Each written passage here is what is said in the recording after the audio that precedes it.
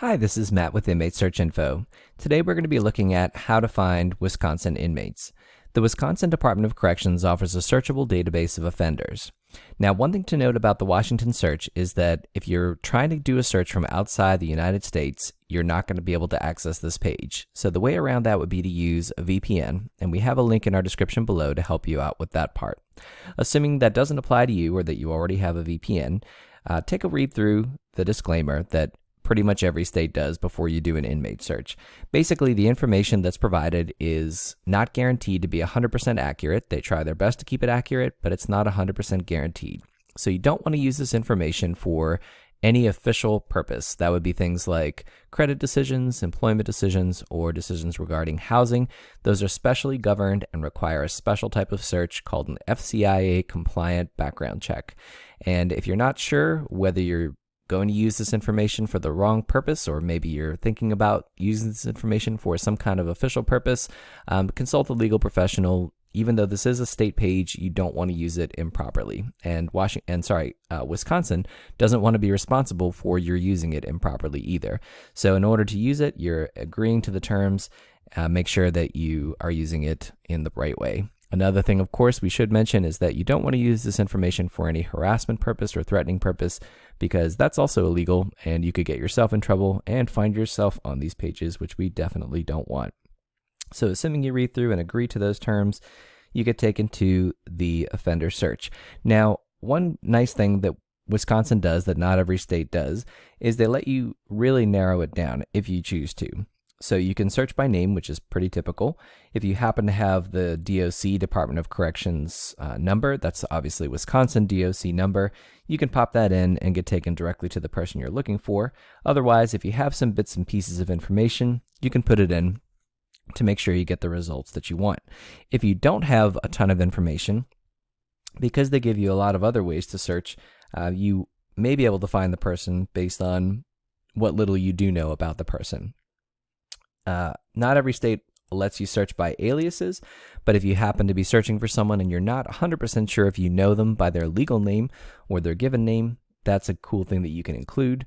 Another thing would be if you're not sure about the spelling, you can also do a phonetic search, so that if you put something in that sounds like, what you know the person as, even if the spelling is not 100% correct, the system is able to figure out or try to guess out what you might be looking for.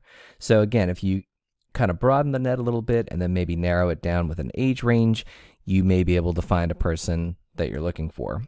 Also, you're able to check to see if it's someone maybe under active community supervision, so those like parolees and those on probation, and then you have those that are just incarcerated. So if you're mainly interested in one or the other, you can choose one or the other, or if you hold down shift, you can select them both so that you get all the results possible for the name that you're putting in. So we're going to go ahead and pop in a name so that we can see the results that we get. Okay, so I've popped in my name. I've got Smith, obviously very common last name, and I've done kind of a phonetic spelling of Michael just to show that the system does actually work. Now, one kind of weird thing on this Wisconsin page is that it's not obvious where the search is. It's actually down on the bottom here, and it's actually right here, right on the bottom. So if you're looking around to get to this point, you think something's wrong, it's right here. I don't know what it looks like on mobile, but there is a little search button on the blue bar on the bottom here. So we'll click on that. It's actually almost off my screen. And these are the results. So again, it figured out that my Michael spelling was Michael, and then they are giving me results for Schmidt as well as Smith. I guess that's one other way it could be pronounced. So on this first landing page, we're sorted out. I guess it's alphabetically. And we have a little bit of information on the status of the person, whether they're incarcerated or whether they're under community supervision, and the county, birth year. So even with a pretty general search, including the all the aliases potentially, and see this person, I guess that's another pronunciation, I guess. Even if we include a lot of results, they're still all fit on one page, which is actually pretty good. If we click on one of the names, let's take this Mr. Schmidt here. Actually, let's take another one. Let's do Michael J. All right. So this is someone that is, you get the photo, you can blow it up a little bit, print it out if you want for whatever reason.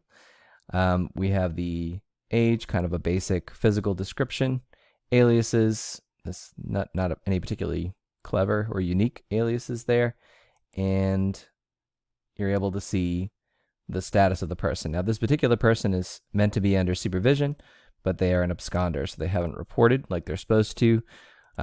This would be, the last information they had on residence, and that's something that could be helpful for you if you are trying to confirm that you have the correct person.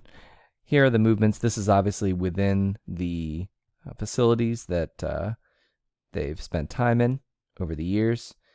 And then we also have these court cases. Before we get into that, let's just see. So we've got a few more photos again for identification purposes. And some states will give you historic kind of photos over the years. So if you knew someone from the past and you don't know what they look like now, you may be able to see a photo closer to what they looked like when you knew them, as opposed to a current photo. But anyway, that's what they've got for this person.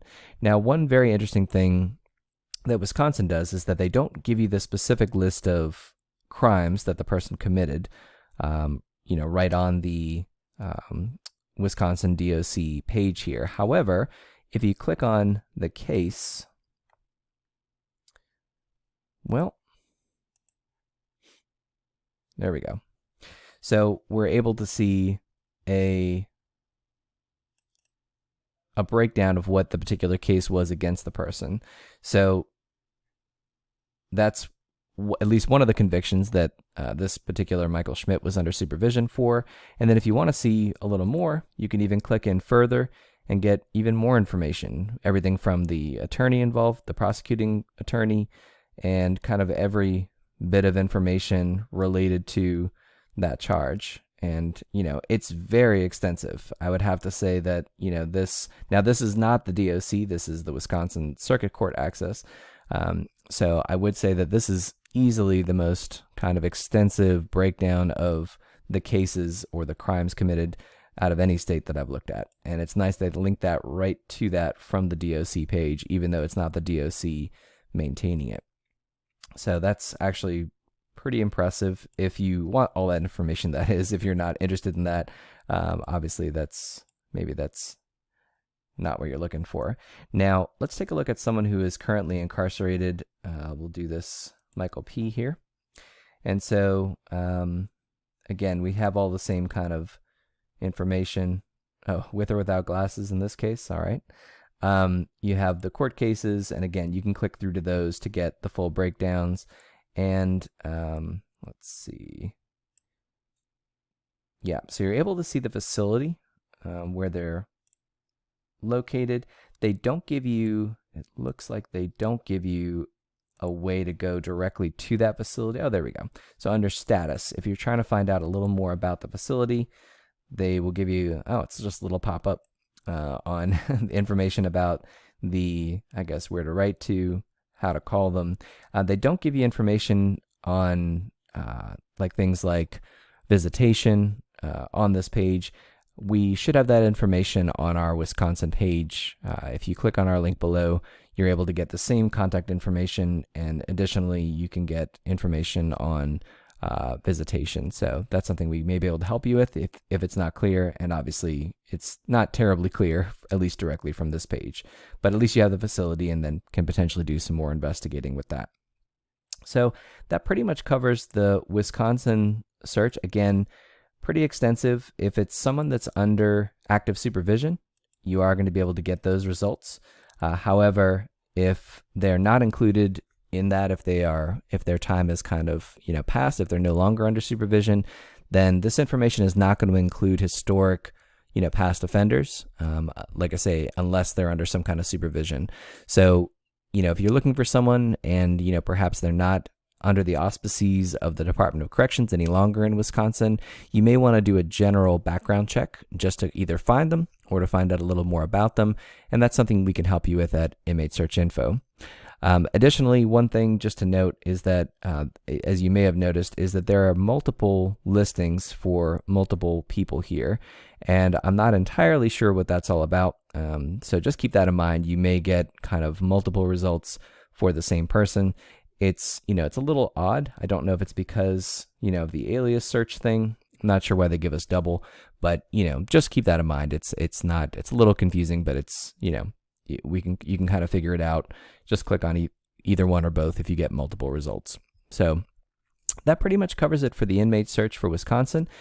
We do have some additional information on Wisconsin, including the directory, other types of offender searches that we haven't covered today, as well as step-by-step instructions on what we looked at here today, and a link to these pages so that you can find it very easily. I hope that's been helpful for you. Thanks so much for watching.